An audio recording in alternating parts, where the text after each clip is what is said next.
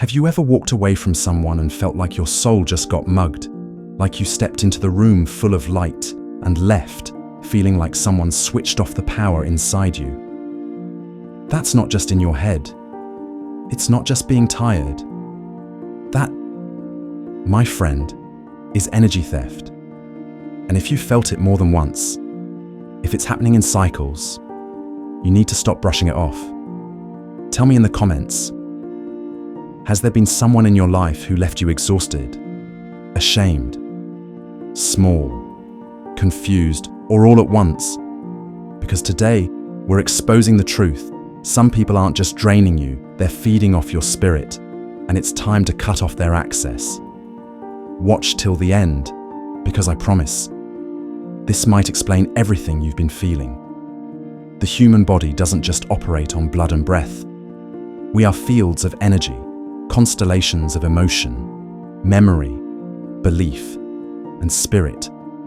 And every time we interact with another human being, there is an exchange, sometimes mutual, sometimes divine, but sometimes parasitic. Carl Jung, in The Structure and Dynamics of the Psyche, described the energy of the psyche as something that could be blocked, distorted, or projected. And when a person doesn't deal with their shadow, those unconscious wounds, hidden resentments, or unmet needs, they often outsource that darkness to someone else. That someone might be you. They don't come with red flags. They come with compliments, shared wounds, instant connection. But soon, you begin to feel like you're always explaining yourself, always fixing them, carrying their moods, their chaos, their silence, their rage.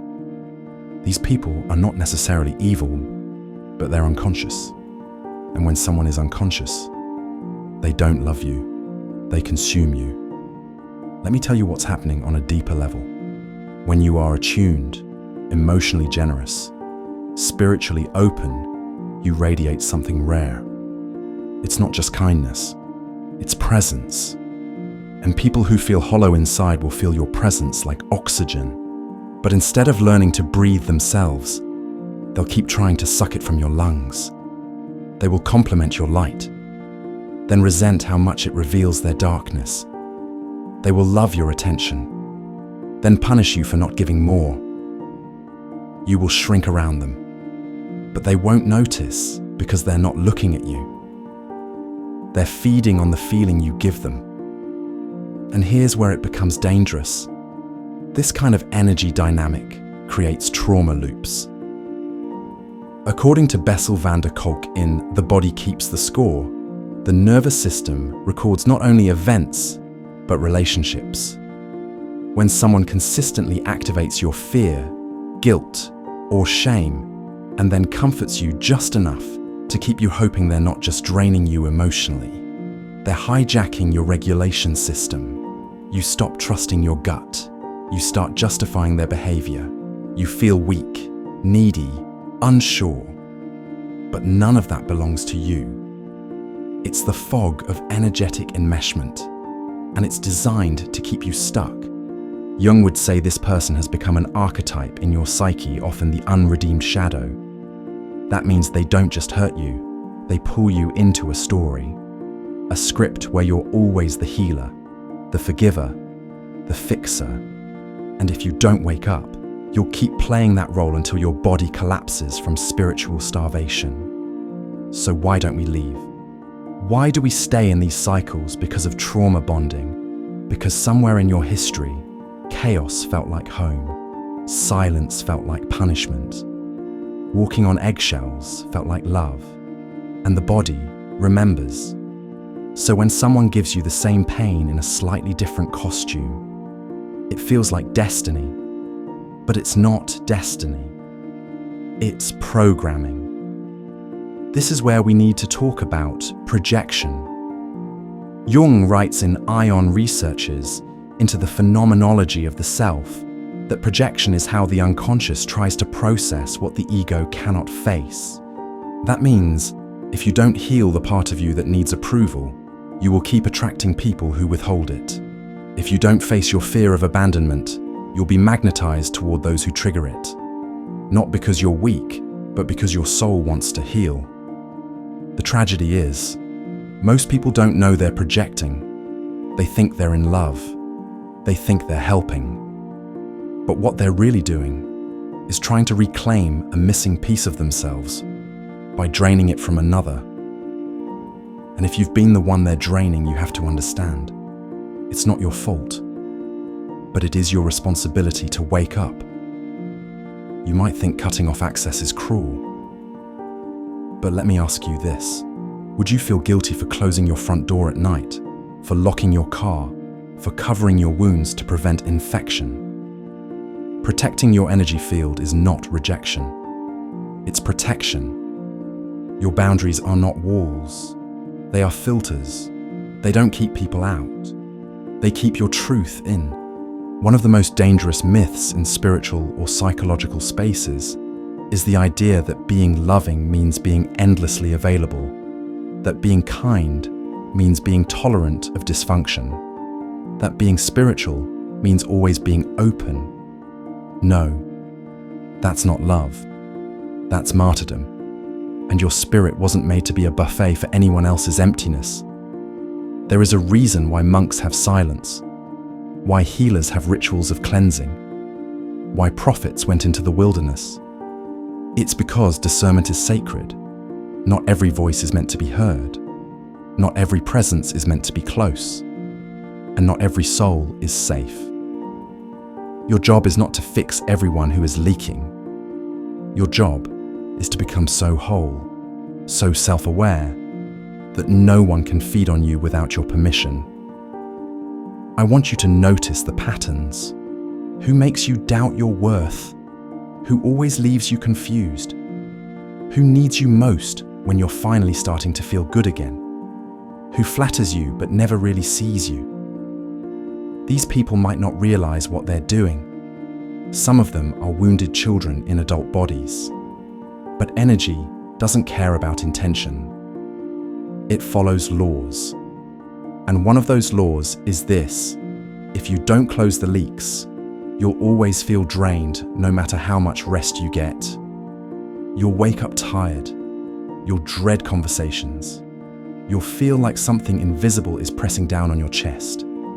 That's not imagination. That's energetic trauma. And until you break the cycle, it will keep repeating.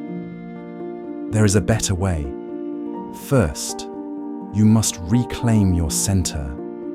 That means silence, reflection, getting out of the emotional echo chamber of the manipulator and into the solitude of your own soul. This is where you begin to hear yourself again. This is where you remember who you were before someone else's hunger defined your value. Second, you must name the pattern. As Neumann writes in The Origins and History of Consciousness, transformation begins with recognition. Say it aloud. This person drains me. This cycle isn't love. I'm allowed to protect my light. Say it until your nervous system believes it, because awareness interrupts repetition. Third, you must cut access. Not with rage, not with revenge, with clarity. That might mean a conversation. That might mean silence. That might mean walking away without explanation. You don't need permission. You need peace. People who have grown used to feeding off your energy will call your boundaries betrayal. They will weaponize guilt. They will say you've changed. And they're right. You have. You've remembered who you are. And that, my friend, is a threat to every system that relied on you forgetting. So here is your sacred task. Protect your energy field like it's your life. Because it is. Let them say you're too cold, too distant, too closed. That's fine. Let them knock. You don't owe anyone access to your light, especially those who prove they only came to dim it. You were not born to be a charger for broken batteries. You were born to be a force of wholeness. And the moment you believe that, everything will change. You've spent too long being the power source for people who won't even say thank you. The tragedy isn't just that they took from you. The deeper wound is that you learned to expect it. You normalized it. You wrapped your worth around their broken needs. But now, something ancient inside you is waking up. A memory of your original self before the leaks, before the masks, before the guilt. And I need you to trust this, that voice urging you to cut ties, to breathe again, to say no. That voice is sacred. Carl Jung taught that the self is not the ego, not the persona we wear for others, but the totality of who we are, the union of our conscious and unconscious. That means your strength doesn't come from pleasing people. It comes from integrating the parts of you you've disowned, the angry you, the tired you, the sacred protector within who's been silenced for the sake of keeping the peace. But keeping the peace should not cost you your soul. You have every right to exist in wholeness, to walk into a room and not feel the need to fix, soften, explain, or prove. You have a right to take up space, to say this drains me, and act on that knowing without being called selfish. Because the ones who benefit from your silence will always resent your voice. Let me be honest, healing doesn't always feel good at first. It feels like doubt, like loss, like grief. Because when you stop being who others want you to be, they either try harder to pull you back or they disappear. And either way, it can feel like you did something wrong. But no, you didn't betray them. You just stopped betraying yourself. This is where real transformation begins. There will come a moment, maybe even today, when someone texts, calls, criticizes, or flatters you, and you'll feel it. That subtle pull, that magnetic guilt, that urge to give, to engage, to re-explain what your body already said no to. And in that split second, you'll have a choice.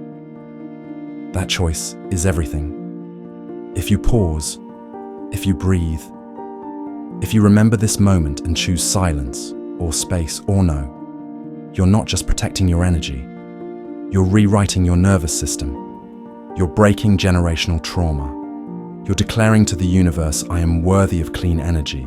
I am worthy of reciprocal presence. I am worthy of peace. And that's not just psychology, that's spiritual warfare.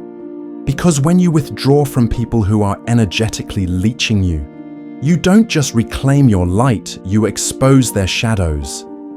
And some will hate you for that, because your distance shows them how little they've grown. Your silence reflects their chaos. Your healing makes their stagnation undeniable. But your life is not a rehabilitation center for people who refuse to wake up. Remember, Jung said the shadow must be integrated, not projected. And that means we all carry darkness. We all have moments when we pull from others, when we crave more than we give. The difference is awareness, responsibility, and repair. You can love people and still leave them. You can forgive them and still block them. You can understand their wounds and still protect your own healing. That's not being cruel, that's being clear. In trauma healing, as Bessel van der Kolk explains, the body learns safety not through logic, but through experience. So every time you enforce a boundary, your body learns I'm safe now. I'm not in that old story anymore. I don't have to be drained to be loved. And this is why cutting off access is more than a decision. It's a ceremony. It's you saying, this ends with me. No more self-erasure. No more giving away energy like it's infinite. No more dimming your fire to keep others warm. Instead, you reclaim your rituals. You listen to your body's signals. You create sacred distance. Not because you hate them, but because you love yourself enough not to bleed for what won't heal. If you've made it this far, it means you're ready to go deeper. So let's talk about energetic sovereignty. The idea that your spirit, your time, your attention are sacred currencies. And just like money, where you spend them determines the quality of your life. Ask yourself now, where is your energy going? Who keeps withdrawing without depositing? Who turns every interaction into a transaction? Who leaves you bankrupt of peace? Energetic sovereignty means you stop giving discounts to those who never pay full price in presence, respect, or truth. And sometimes, that means being alone for a while. Solitude is not a punishment, it's a purification, a return, a remembering. In The Origins and History of Consciousness, Newman explains that individuation, the journey toward wholeness, requires separation from the collective. That means you have to leave the group, the dynamic, the system that kept you bound, just to see who you are outside of it. So, yes, you might feel lonely, you might doubt yourself, but don't confuse withdrawal with failure. What you're experiencing is detox. The withdrawal symptoms of codependency, guilt, and spiritual exhaustion. Ride it out. Because on the other side is clarity, energy, power. And once you feel your full energy again, when your mornings feel lighter, your thoughts are clearer, your spirit is unburdened, you'll look back and realize I wasn't weak. I was just carrying too much of what wasn't mine. There is a version of you waiting a version that's so radiant, so grounded, so clear, that the people who once fed on your confusion won't even recognize you, not because you've become hard, but because you've become whole. And that wholeness will repel the needy, the manipulative, the unconscious. Not because they're evil, but because your clarity breaks their spell. You don't have to fight, you don't have to argue, you don't have to prove. You simply need to choose. Choose to stop explaining your intuition. Choose to stop fixing what someone else keeps breaking. Choose to stop hoping someone will love you differently tomorrow than they do today. Your energy is sacred. Your peace is expensive. Your light is not up for negotiation. So from this moment forward, you walk different. You speak different. You breathe different. Not louder, not harsher, but truer.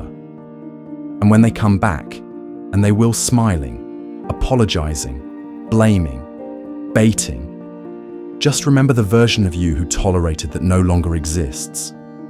You outgrew that pattern. You rose from that story. You unplugged. Now you are connected to something far greater. Your source, your soul, yourself. And when you protect that, you're not just protecting yourself, you're healing the world.